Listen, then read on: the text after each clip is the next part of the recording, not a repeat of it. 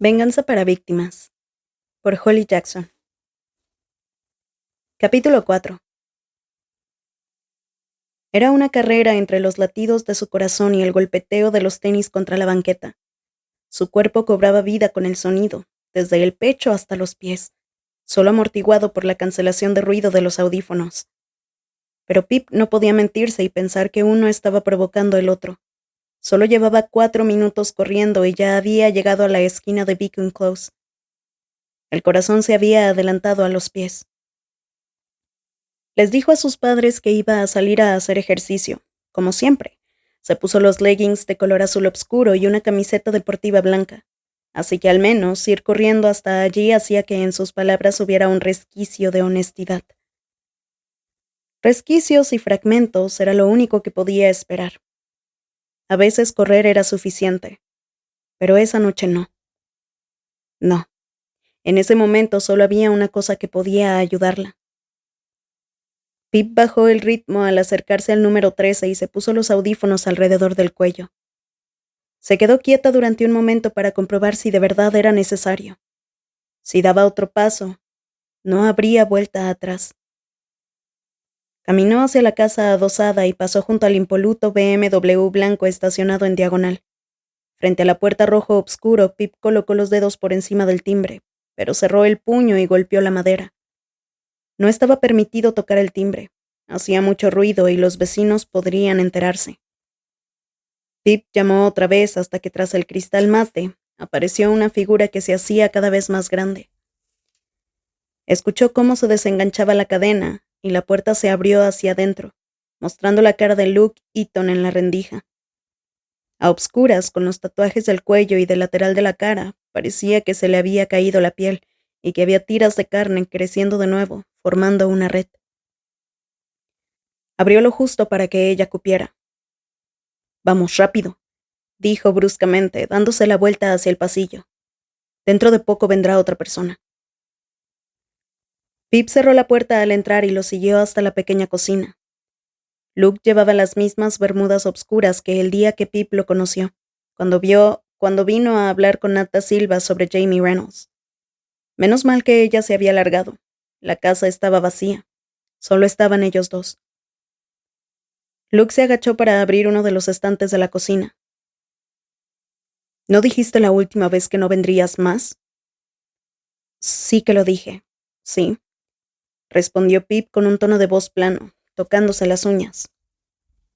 «Es solo que necesito dormir».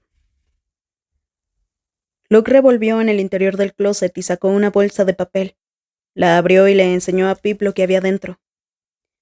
«Son pastillas de 2 miligramos», dijo agitando la bolsa. «Por eso no hay tantas». «Está bien», aceptó ella mirando a Luke. «Deseo no haberlo hecho».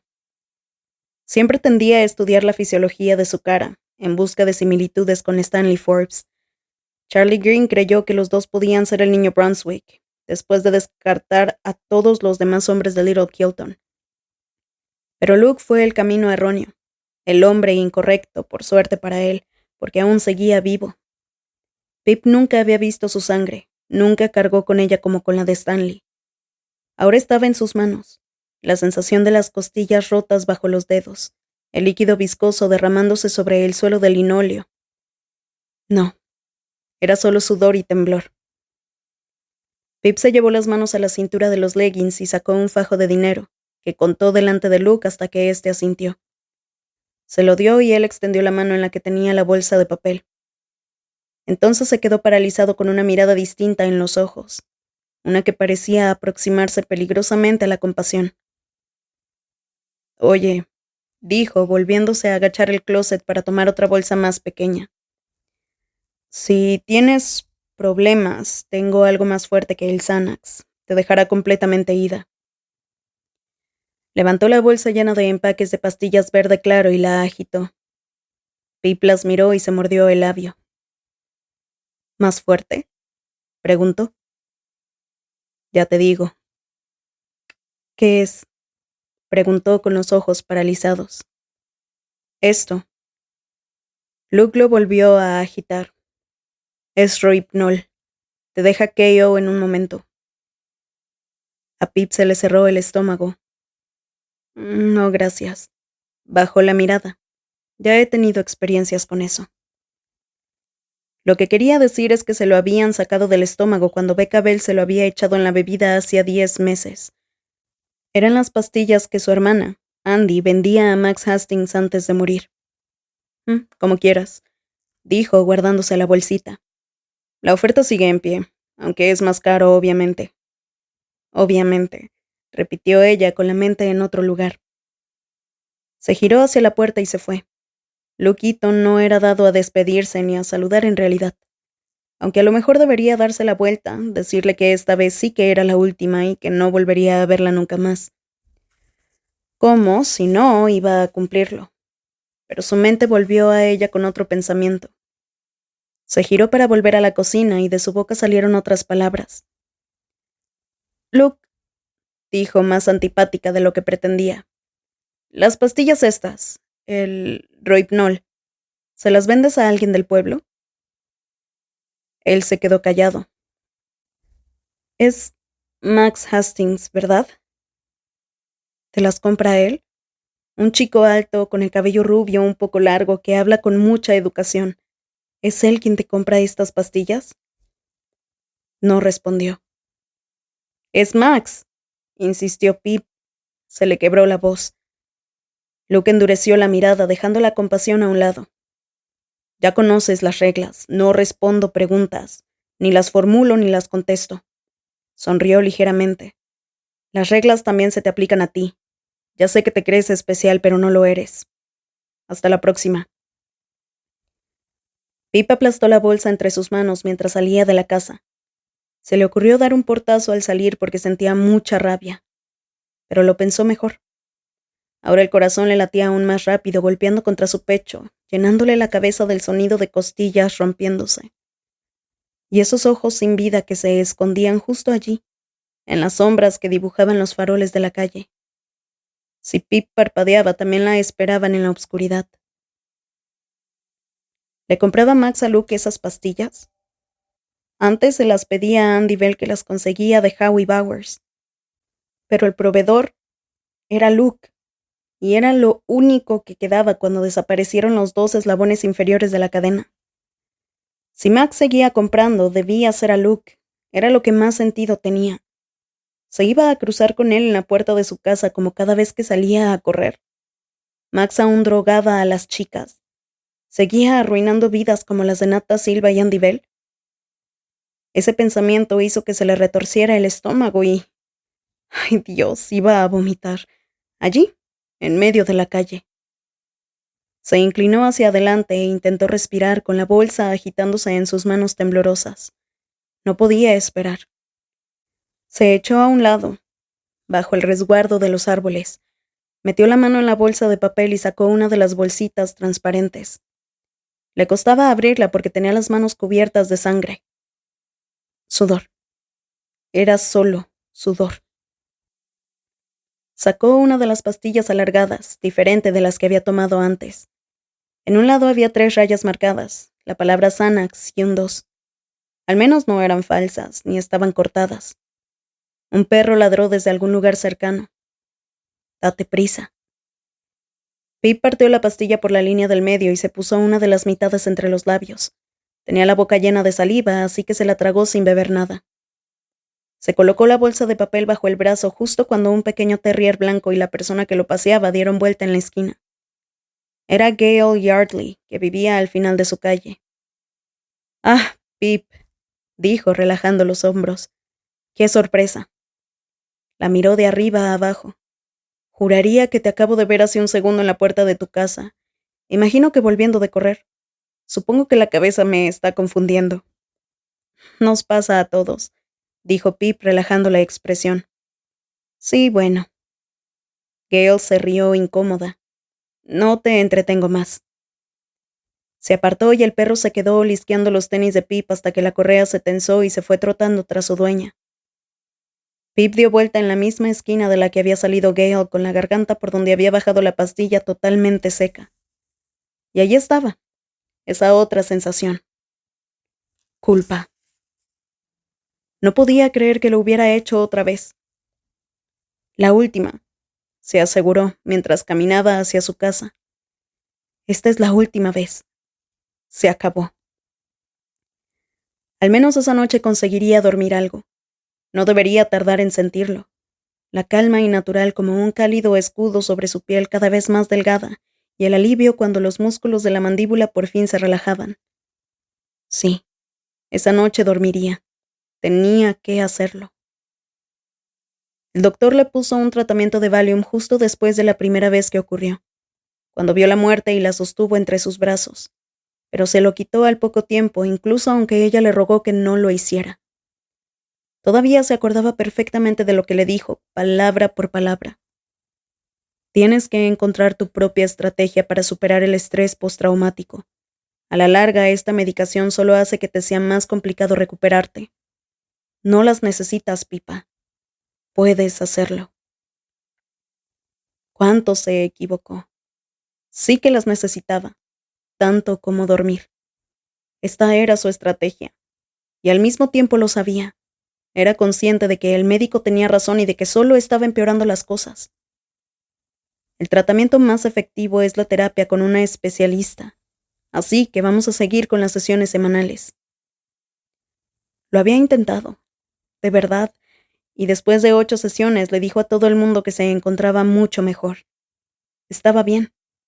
Una mentira lo bastante practicada, puesto que todo el mundo le creía, incluso Ravi. Pensaba que si tenía que ir a una sola sesión más, se moriría. ¿Cómo podía hablar de ello? Era algo imposible que escapaba del lenguaje o el sentido común. Por otro lado, podría decir que en el fondo de su corazón no creía que Stanley Forbes mereciera morir, que su vida era valiosa y que ella hizo todo lo que pudo para traerlo de vuelta. Lo que hizo de niño, lo que le obligaron a hacer, no era imperdonable. Estaba aprendiendo, intentando mejorar día tras día. Pip lo creía con cada fibra de su ser. Eso y la culpa insoportable de que ella fue la que condujo a su asesino hasta él. Aún así, al mismo tiempo creía todo lo contrario, y esto venía de un lugar aún más profundo. De su alma, quizá, si creyera en esas cosas. Aunque fuera solo un niño, Stanley era el motivo por el que la hermana de Charlie Green había sido asesinada. Pip se había planteado alguna vez ese dilema. Si alguien tomara a Joshua y lo llevara a un asesino para que sufriera la muerte más horrible que alguien pueda imaginar, ¿se pasaría 2 décadas buscando, reclamando justicia y persiguiéndolo hasta matarlo? La respuesta era sí. Sabía que lo haría, sin dudarlo ni un segundo. Acabaría con la persona que hubiera secuestrado a su hermano, tardara lo que tardara. Charlie tenía razón. Eran iguales. Había una conexión entre ellos, una similitud. Por eso no podía hablar del tema, ni con un profesional ni con nadie, porque era imposible, incompatible. La había partido en 2 y no había forma de volver a unir las mitades, era insostenible, iba más allá del sentido común. Nadie podía entenderla excepto él, quizá. Dudó un poco cuando llegó al camino de la entrada y se quedó mirando la casa que la esperaba al final. Charlie Green. Por eso necesitaba que lo encontraran, no que lo atraparan. Él había ayudado. Él había abierto los ojos con respecto al bien y al mal y a quién decidía lo que significaban esas palabras. Puede que si conseguía hablar con él lo entendería. Era el único capaz de hacerlo. Había tenido que encontrar la forma de vivir con lo que había hecho y a lo mejor podría enseñarle a Pip a sobrellevarlo. Enseñarle una forma de arreglarlo todo. De volver a unir las partes, pero también tenía pensamientos encontrados respecto a esto. Tenía todo el sentido y ninguno al mismo tiempo. Escuchó un rumor en los árboles frente a su casa. Se le cortó la respiración mientras se daba la vuelta para mirar, intentando darle forma de persona a la oscuridad y transformar el viento en una voz. ¿Había alguien escondido entre los árboles observándola? ¿Siguiéndola? ¿Eran troncos o piernas? ¿Charlie? ¿Era él? Forzó la vista intentando dibujar las hojas individuales y sus ramas esqueléticas. No, no puede haber nadie ahí. No seas estúpida. Solo era otra de las cosas que ahora vivían en su cabeza. Asustada por todo, enojada con todo. No era real y tenía que aprender a discernirlo otra vez. Lo de sus manos era sudor, no sangre. Caminó hacia su casa y miró solo una vez hacia atrás. La pastilla se lo llevará pronto, se dijo, junto con todo lo demás. La mesa del forense.com. ¿Cómo determinan los forenses la hora de la muerte en un caso de homicidio? Lo más importante que hay que tener en cuenta es que la hora de la muerte solo puede ser un rango estimado. Un forense no puede dar una hora concreta, como vemos a veces en películas y series de televisión. Para determinar la franja estimada hay 3 factores principales. Y algunas de estas pruebas se realizan en la misma escena del crimen, lo antes posible tras encontrar a la víctima. Como norma general, cuanto antes se halla el cadáver, más precisa será la estimación. 1. Rigor mortis. Inmediatamente después de la muerte, todos los músculos del cuerpo se relajan. Luego, al cabo de unas 2 horas, el cuerpo empieza a ponerse rígido debido a una acumulación de ácido en el tejido muscular. Esto se conoce como rigor mortis. Comienza en los músculos de la mandíbula y el cuello y continúa bajando por las extremidades. El rigor mortis se completa normalmente en unas 6 o 12 horas y empieza a desaparecer aproximadamente a las 15 a 36 horas del deceso. Como más o menos se conocen los tiempos de este proceso, puede ser muy útil para estimar la hora de la muerte. Sin embargo, hay otros factores que pueden influir en el comienzo y en los tiempos, como la temperatura. El calor aumentará la tasa del rigor, mientras que el frío lo ralentizará. 2. Livor mortis. También conocido como lividez, el livor mortis es la acumulación posicional de la sangre a causa de la gravedad y de la pérdida de presión sanguínea. La piel se coloreará en un tono rojo o morado en las zonas en las que se ha acumulado internamente la sangre. El livor mortis empieza a desarrollarse unas 2 a 4 horas tras la muerte. Se vuelve no fijo entre las 8 a 12 horas y fijo unas 12 horas después del deceso. Que sea no fijo implica que la piel puede blanquearse, es decir, si cuando hay lividez y se presiona un punto el color desaparece, más o menos como cuando tú te aprietas la piel. Pero este proceso puede verse afectado por factores como la temperatura y el cambio de posición. 3. Algor mortis. El algor mortis hace referencia a la temperatura del cuerpo. Después de la muerte, el cadáver empieza a enfriarse hasta que se equilibra con la temperatura ambiente del lugar en el que se haya descubierto. Normalmente, el cuerpo perderá unos 0.8 grados por hora, hasta alcanzar la temperatura ambiente. En la escena del crimen, además de las observaciones del rigor y la lividez, lo más probable es que un examinador médico también tome la temperatura interna del cuerpo y lo compare con la ambiente, para así calcular aproximadamente cuándo asesinaron a la víctima. Aunque estos procesos no nos pueden indicar el minuto exacto en el que ha fallecido una persona, son los factores principales de los que se sirve un forense para estimar la hora aproximada de la muerte.